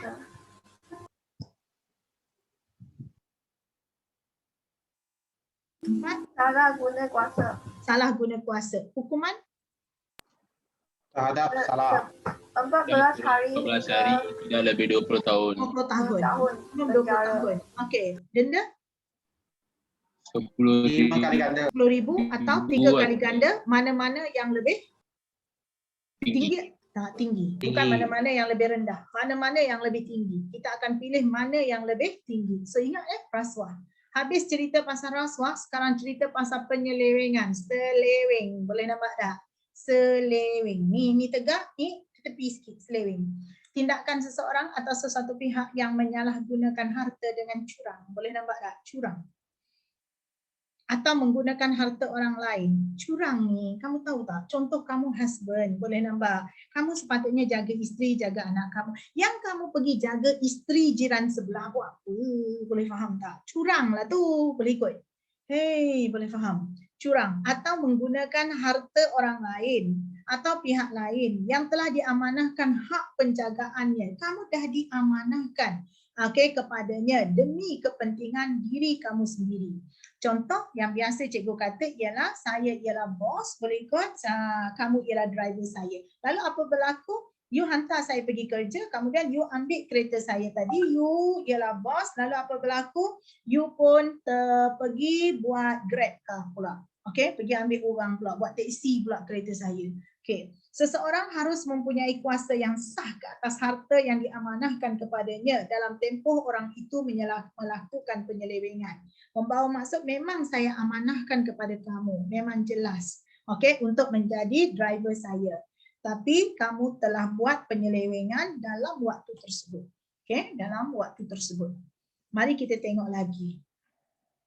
Contoh perbuatan penyelewengan aset atau harta, atau kamu buat pemalsuan dokumen. Okey, pemalsuan atau penipuan maklumat. Yang tak ada kamu kata ada. Menggelapkan harta. Menggelapkan harta tu membawa maksud harta tu ada, tapi kamu dah hitamkan dia, gelapkan sampai harta tu jadi milik kamu. Okey, ataupun wang Guna marker pen hitamkan lah cikgu. gelap tu maksudnya menghitamkan. Hitamkan maksudnya ialah sampai orang tak nampak. So guna marker pen atau guna Nippon Paint. Macam-macam cara kau boleh guna. Boleh nampak kau sorok-sorok dia, akhirnya orang tu tak dapat guna, kemudian you pun pergi buat report mengatakan barang tu hilang. Tapi sebenarnya barang tu ada di rumah kamu. Oh. Itu cara, macam-macam cara lah orang nak menipu, boleh nampak. Saya malas nak bagi contoh banyak-banyak sebab kamu ni pandai. Saya takut nanti kamu besar, boleh faham? Okey, kamu pergi buat apa yang saya contohkan. Itu saya tak nak. Boleh faham? Okey, menggelapkan wang syarikat. Memberi harta yang bukan miliknya. Menggelapkan wang syarikat ni yang paling mudah selalu berlaku ialah dekat bank. Boleh faham? Kalau bank kena rompak, boleh faham? Bila bank kena rompak saja, apa berlaku? Okey? Mereka pun cepat-cepat kira berapa yang hilang. Boleh faham? Apa berlaku ialah mereka akan beritahu bahawa tuntutan kepada pihak insurans, okey, duit hilang ialah 3 juta. Tapi sebenarnya duit yang kena rompak less than 1 million. Habis lagi 2 million siapa dapat? Manager lah, boleh nampak. Manager branches tersebut sudah pergi channel duit tu ke tempat lain. Dia telah menggelapkan wang syarikat. Kalau tak kena tangkap, tak apa. Kena tangkap, penyeleweng tu, menggelapkan harta. Memberi harta yang bukan miliknya. Boleh faham? Dia pergi bagi ke orang pula, bawa kereta tu. Okay, I nak tidur kat rumah, okay, you bolehlah bawa kereta bos I ni, pergi buat Grab pula. Melakukan penipuan yang boleh mendatangkan kerugian kepada pihak yang bertanggungjawab. Jadi rugilah orang tu. Contohnya menggunakan wang syarikat untuk membuat pelaburan sendiri dengan membeli saham. Duit tu ialah duit syarikat. Syarikat suruh you simpan dalam bank tu, you simpan lah. Yang you pergi angkat keluar, pergi main share, kemudian you untung besar-besar, beli banglo, sekejap lagi terbakar banglo kau. Tanpa kau. Dalam sebuah syarikat, ya apa dia? Kalau beli saham untung tak apa, jangan rugi. Kalau rugi, dia cepat-cepat lari lah. Dia akan kata bahawa duit tu hilang, kemudian dia tukar nama-nama tersebut. Okay, yang debit kredit tu dia tukar. Okay, macam itulah cara dia. Biasanya orang yang dah buat salah, bila dia dah buat salah, dia kena buat salah lagi besar. Bila ada pula satu ialah accountant, satu lagi tu apa? Yang kerja dia cari kesalahan orang tu, cari kesalahan account. Juru audit. Juru audit dapat kesan you buat benda macam tu, you pergi tembak juru audit. Boleh faham tak? Nampak? Daripada kesilapan you mula-mula mencuri, boleh nampak? Mencuri wang syarikat. Kemudian you cuba melakukan penyelewengan, tipu-tipu. Bila dapat dikesan, you membunuh. That's why cikgu kata, satu kesalahan yang kecil, bila you buat, you untuk lindung kesalahan kecil, you kena buat kesalahan lagi besar, lagi besar, lagi besar. Akhirnya apa? Gantung sampai mati. Jangan buat. Dengan hasrat. Hasrat ialah impian ataupun cita-cita untuk mendapat keuntungan yang besar apabila saham melonjak naik. Boleh faham? Jadi kalau lonjak naik, you terus dapat untung. You pakai duit syarikat. Jenis-jenis penyelewengan. Satu, seleweng harta ataupun seleweng aset. Terdiri daripada penyalahgunaan tunai dan penyalahgunaan bukan tunai. Kalau tunai ni cash lah, kamu tahulah duit. Kalau bukan tunai tadi kereta. Menggelapkan wang atau harta syarikat serta memberi harta atau menyalahgunakan harta yang bukan hak miliknya kepada orang lain atau diri sendiri. Sama ada dia sendiri yang jadikan kereta syarikat itu sebagai Grab ataupun dia suruh adik dia tolong buat kereta ni sebagai Grab. Okey. Sama ada dia buat sendiri atau dia suruh orang lain buat. Okey, sebab dia dah malas, dia nak tidur je. Boleh ikut. Okey, seterusnya dia kata lagi, pemalsuan dokumen. Okey, pemalsuan dokumen terdiri daripada pemalsuan tanda tangan. Ada tanda tangan yang sangat mudah untuk dipalsukan. Katakan tanda tangan saya itu macam tu je. Lalu you pun cuba, dah boleh dah. Boleh nampak dah. Dah betul dah. Lalu apa berlaku? Orang pun tiru. Pemalsuan dokumen. Okey, dia itu dalam bentuk tanda tangan. Ada yang satu tu you boleh google lah, you tengok. Sebab dia artis, maka saya pun tengok lah, boleh faham. Ibu dia susah-susah.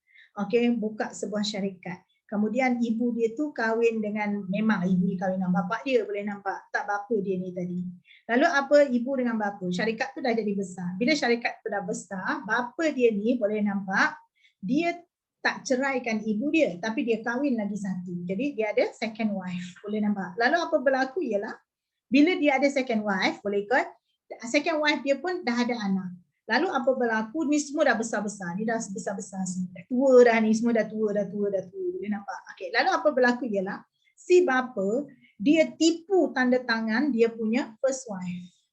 Dia beri semua saham dia tu, dia lantik dia punya anak daripada second wife. That means ini punya anak tiri lah, stepson, boleh nampak, sebagai CEO dengan pemegang saham yang besar, dan dia tiru tanda tangan isteri dia yang pertama.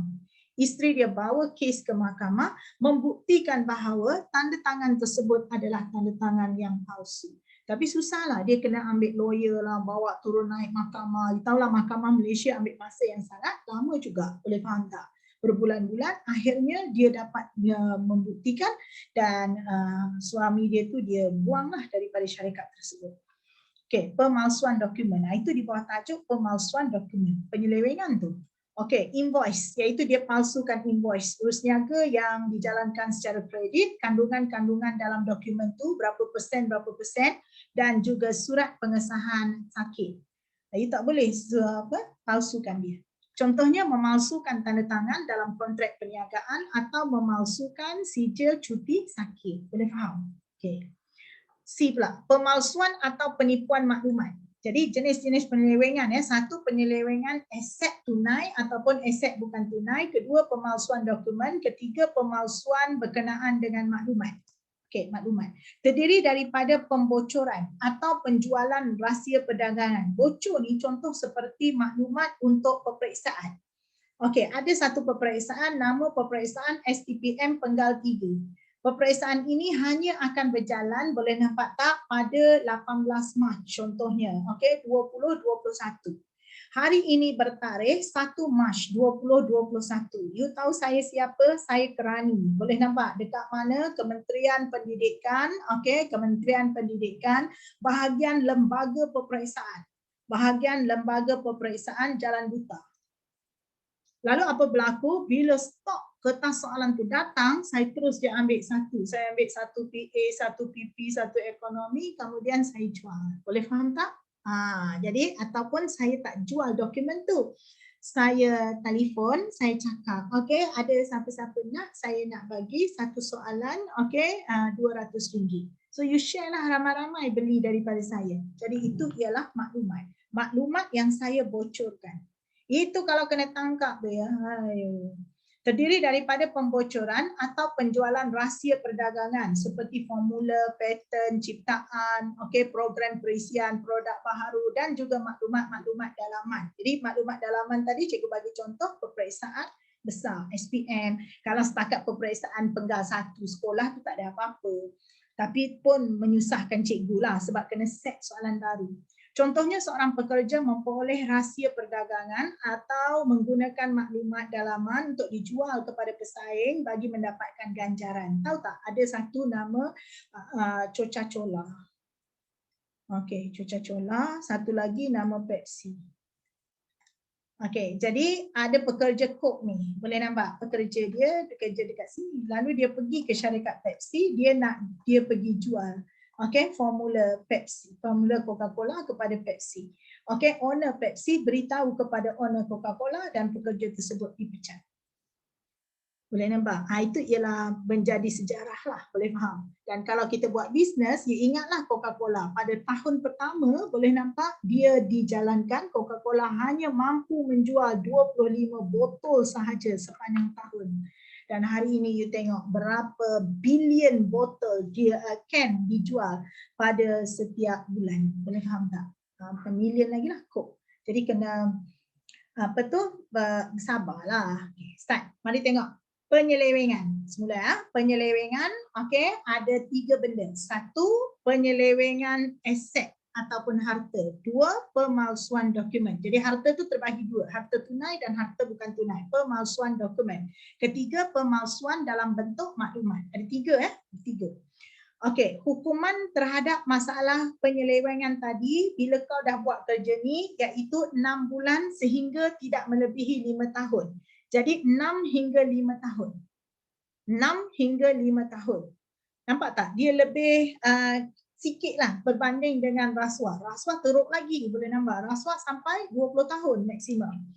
Kemudian boleh bagi rotan. Kena rotan. Rotan ni hanya untuk lelaki sahaja. Boleh nampak? Perempuan tak ada. Jadi kalau perempuan yang buat penyelewengan tu dia tak kena rotan. Lelaki sahaja. Dan juga denda. Okay? Nah, denda tu akan diputuskan oleh pihak mahkamah lah berapa banyak. Jadi boleh ingat tak penyelewengan? 6 bulan sehingga 5 tahun. Kalau rasuah 14 hari hingga 20 tahun. Okay? 10,000 sehingga 3 kali mana-mana yang lebih tinggi. 3 kali ganda. Penyelewengan, okey, 6 bulan hingga 5 tahun. Sebatan, rotan dan juga denda. Okey, ingat pecah amanah sudah. Sekarang masuk yang ketiga. 3 daripada 5. Pecah amanah.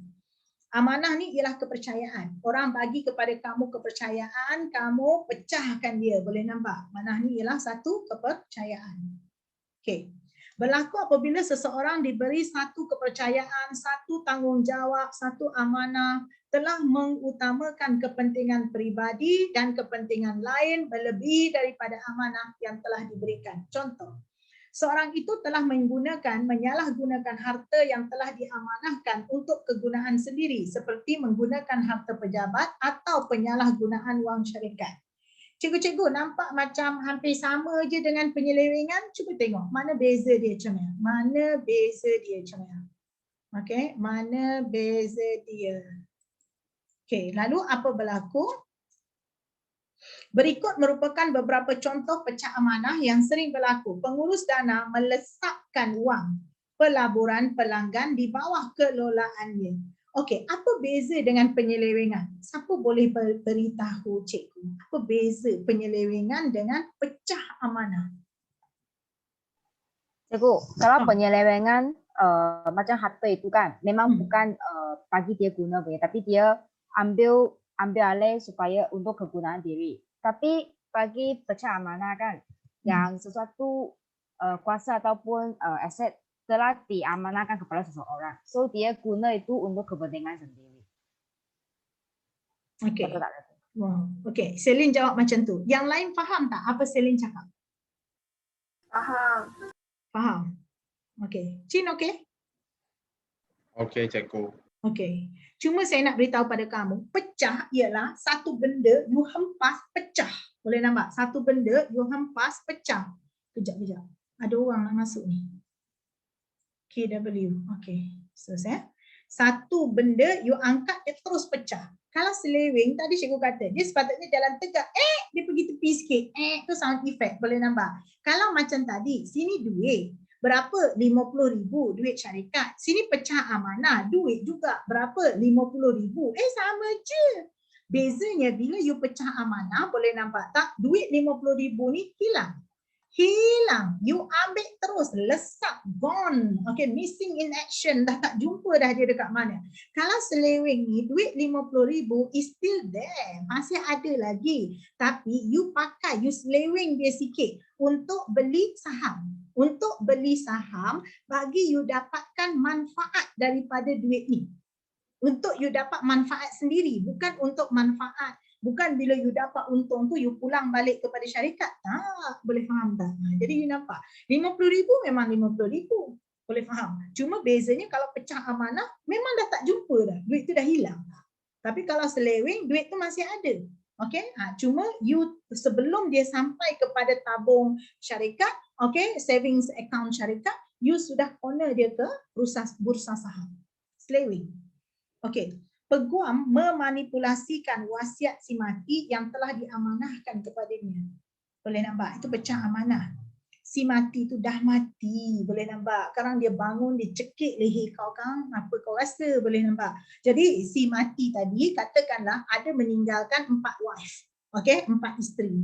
Lalu isteri dia yang nombor 3 tu boleh nampak dia punya third wife, okey, pergi jumpa dengan lawyer tu dan katakan mereka kawan baik ke, atau isteri dia beritahu yang ketiga tu, you tolong tukar ya. Okey, my late husband tu I dengar cerita dia bagi aset dia banyak kepada second wife. You ubah sikit. Okey, bagi I nanti kita I tahulah apa I nak bagi dekat you. Boleh faham tak? Lalu peguam tadi ubah. Sebab dia yang ada cop tu, boleh faham. Jadi peguam memanipulasikan wasiat si mati yang telah diamanahkan kepadanya. Semua harta tu masih ada dekat situ, tapi dia dah pecahkan amanah tu. Orang tu dah mati, sebelum tu dah tulis dah wasiat. You pergi tukar, you pergi ubah dia. Buat apa? You pecah amanah. Menggunakan Itu apa dia? yang contoh pertama saya tak tahu. Tak faham. Ni pengurus melesakkan. Yang ni tak faham, yang ni. Yang ni. Ya. Yang ni ya. Okey, pengurus melesak macam ni. Macam ni ya. Saya beritahu pada kamu. Saya ialah ejen ya. Saya ialah ejen untuk pelaburan. Pelaburan bagi amanah saham Bumiputra. Boleh nampak. You nak simpan berapa duit? Dia pun cakap, saya nak simpan 200,000. Okey, tak apa makcik. Makcik bagi dulu saya duit. Kebetulan ni, internet tak ada makcik. So, bila internet tak ada ni makcik, hari esok lah saya bank in. Makcik bagi je duit ni kat saya. Hari esok baru saya bank in. Makcik pun bagi duit kat saya. Tiba-tiba saya hilang dengan duit makcik tu.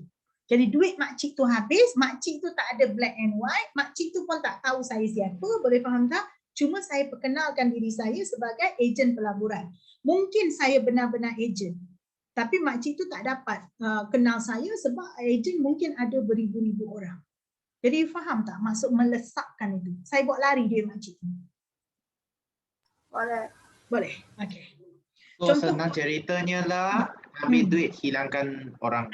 Betul. Saya Hilangkan kurang dia. faham perbezaan pecah amanah dengan penyelewengan. Nah, itulah tadi cikgu dah baginya. Cikgu dah bagi contoh. Sebab dia nampak macam dekat-dekat tapi dia tak sama. Seleweng ni membawa maksud you corner sikit je. Sebelum duit tu sampai kepada akaun syarikat, okay, you telah guna dia dulu di bursa saham. Sebab you nak dapat untung dekat bursa saham. Tapi kalau pecah amanah tadi, duit 50,000 orang amanahkan pada you untuk dilaburkan dalam satu pelaburan. You pergi ambil buat beli rumah atau you pergi ambil pergi shopping. Boleh nampak? You pecahkan kepercayaan orang tu. You pecahkan tanggungjawab tu. Boleh faham? Jadi nampak beza ni. Yang ni yang paling mudah untuk dipaham. Kemudian dikata menggunakan kepakaran atau maklumat yang dimiliki untuk membeli saham ataupun aset untuk diri you sendiri. Okay, you ambil duit tu mungkin you pergi beli aset you, pergi shopping pergi mana. Pengurus meniru tanda tangan pegawai atasan. Boleh nampak? Pecah amanah. Kemudian melakukan manipulasi. Manipulasi ni ialah memperalatkan, manipulate. Boleh nampak? Manipulasi ialah memperalatkan. Manipulasi ialah memperalatkan bagi memastikan firma yang dimiliki sendiri dianugerahkan projek oleh organisasi di mana tempat dia bekerja. Dia pusing. Okey, sebenarnya dia tak dibenarkan untuk buat macam tu, tapi dia telah okey. Saya tanya pada kamu, mana lebih teruk? Pecah amanah ke atau penyelewengan? Pecah amanah. Pecah amanah. Sebab dia pecah, boleh nampak. Cuba you tengok apa hukuman dia. Tengok hukuman dia. Okey. Kalau penyelewengan tadi, since dia sikit je, boleh nampak. Dia sampai 5 tahun je, betul tak betul? Cuba tengok. Tadi, penyelewengan sampai berapa tahun? 5 tahun kan?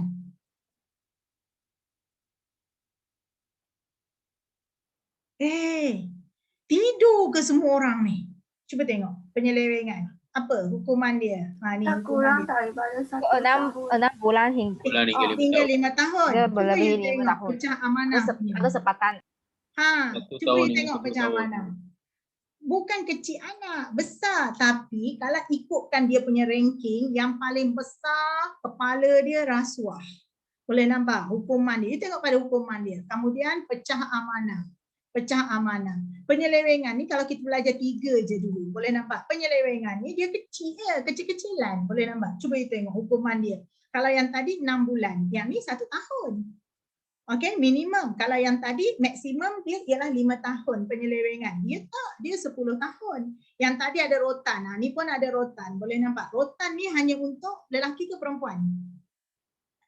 Lelaki. Lelaki Tak, dan umurnya kemudian tidak berapa. usia berapa? Tak tahu 50 ke 60, lupa. 55, bawah 55. Bawah 55. Kalau you buat penyelewengan, you buat pecah amanah, you make sure umur you atas 55. You dah betul-betul tua nak mati baru you buat jahat dan you tak kena rotan lah. You hanya perlu penjara je. Boleh faham tak? Okey, perlu penjara je. Ada tak orang yang usia atas 55 kena rotan? Lelaki usia atas 55, contoh usia dia 98 tahun. Kemudian kita tetap rotan dia. Ada ke tak ada? Ada. Ada. Kesalahan apa? Satu jenis kesalahan sahaja. Satu jenis kesalahan. Ada. Ni penumbuk ni, Cik. Bukan bunuh orang. Bukan. Bunuh tak kena rotan. Bunuh kena gantung. Merepek-repek ni. Curang. Rogol. Yes. Rogol. Rogol. Awak gatal. Kalau kau masih mampu untuk merogol pada usia 98 tahun, kau rogol cucu kau yang berusia 2 tahun, okey, kau terima sebatan. Okey? Dia memang dia makan berapa tongkat Ali tu beli rogol. Sudah, janganlah merepek-repek sini. 10 tahun. Jadi pecah amanah ni dia besar bagi kesalahan yang dibuat oleh penjawat awam. Penjawat awam tu ialah government servant, Comel. Penjawat awam ialah kaki tangan kerajaan. Okey, kemudian juru bank, saudagar ataupun ejen. Macam ejen hartanah, boleh nampak. Macam you ialah broker tu. Hukuman penjara tidak kurang daripada 2 tahun dan tidak melebihi 20 tahun. Sebatan rotan serta denda. Okey, saya nak berhenti sampai sini. Tapi saya tak faham ni. Boleh tak sesiapa fahamkan saya?